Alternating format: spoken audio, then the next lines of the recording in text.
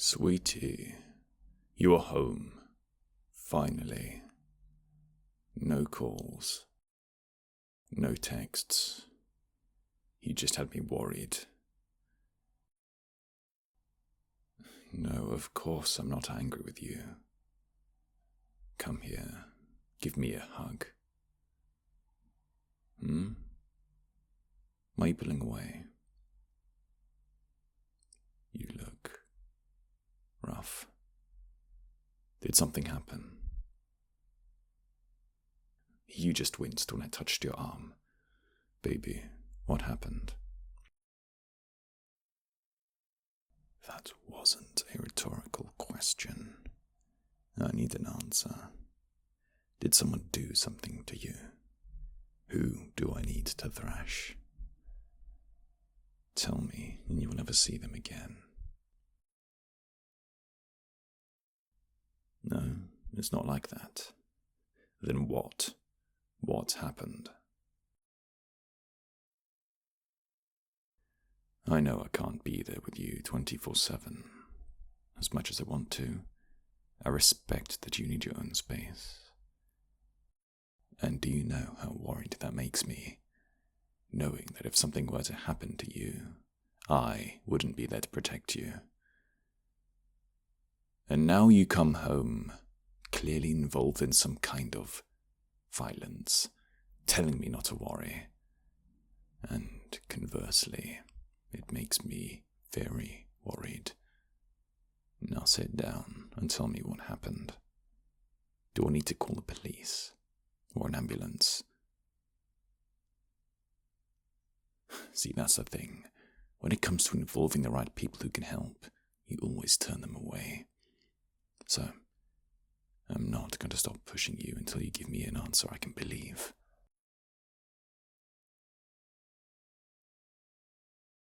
A car. You were hit by a car. What the hell? Baby, we need to get you to a hospital now. No, don't try to downplay this. You were hit by a car. Who knows how many fractured bones or burst blood vessels you have right now. So get up. We're going. Traffic at this time should be quicker than an ambulance.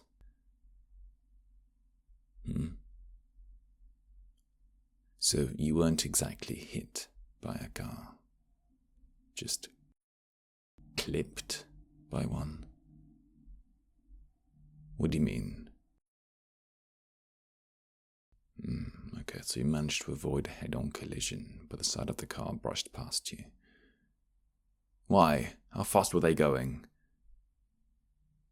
Not fast, you say. Did you get a reg plate? Do you remember the number?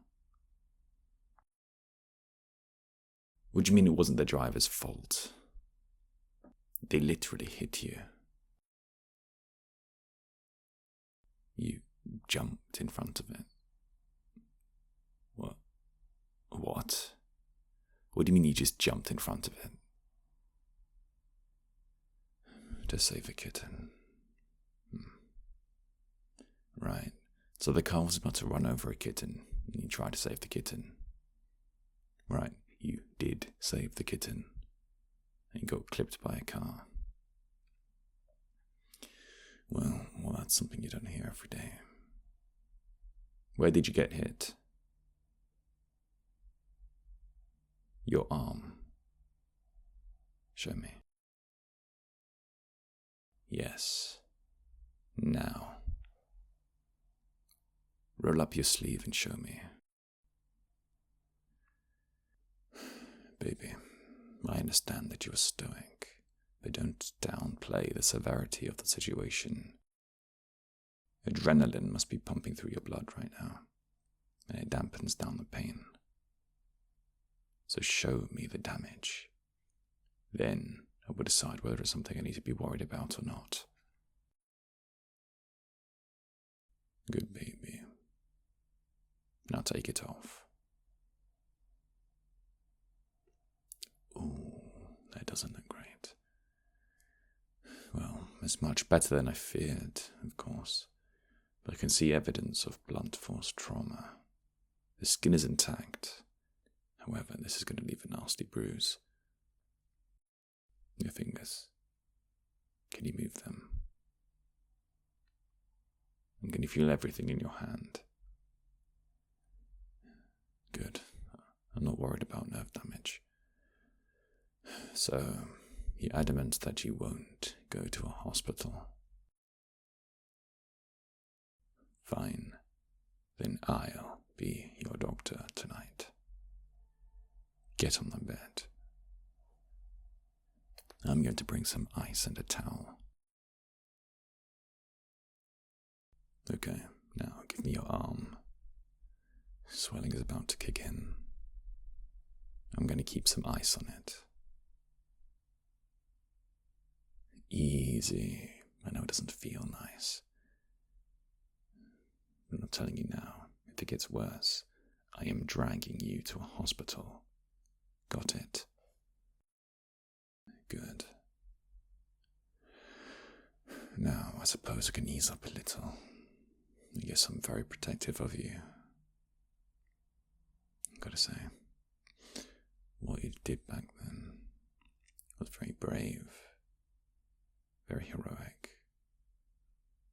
Personally, I would have only done that for you. So, do you think the driver was deliberately trying to kill the kitten? No? Well, that's good. But why do you think the driver kept going then? Right, so it was one of those unlit streets, and the cat was dark and almost invisible. But why were you in an unlit street at night? You know how many times I told you not to. Fine, I'll zip it. Just this once. Did the driver stop to make sure you were okay? They did. They even offered to take you to a hospital. So they weren't shit people after all. Good. So I don't have to find them. But well done for not getting in the car with strangers. Well, I know you are wise, but sometimes, in the heat of the moment, we can all forget little things like that. Okay, the ice is melting. I'll just grab an ice pack now. Well, I forgot we had ice packs, silly. That's why I gave you the ice. Right, I'm going to tie this towel quite tight around your arm. With the ice, the compression will ease the swelling.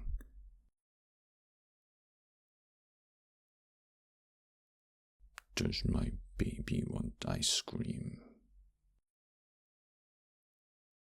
We have all sorts of flavors. No? Well, that's a first. Now I'm worried. You aren't being yourself at all. It's too cold. Well, while your arm needs to stay cold, I suppose the rest of you doesn't. But it was just your arm, right? Nowhere else.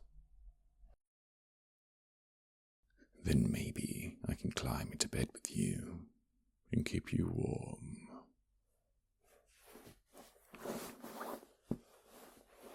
And let me snuggle right up to my baby. You know, you do make Daddy very worried. And it's not your fault. It's just the way I am. But the only thing I ask you is to never do something like this again. Shh, baby. You know Daddy loves cats and dogs and plants and everything else. How's the cat, by the way? Thought as much. But do you know what Daddy loves more? You. Daddy loves his baby more than anything and everything else on this blue planet of ours. You are my world, not this planet. So don't make me worry like that, okay? The things that Daddy would do for his baby are limitless. There is nothing I wouldn't do to protect my baby.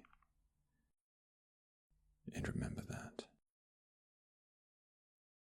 But for now, take my warmth. Let my body keep you warm and cozy. I'm going to keep checking on you and your arm to make sure I don't need to take you to a hospital.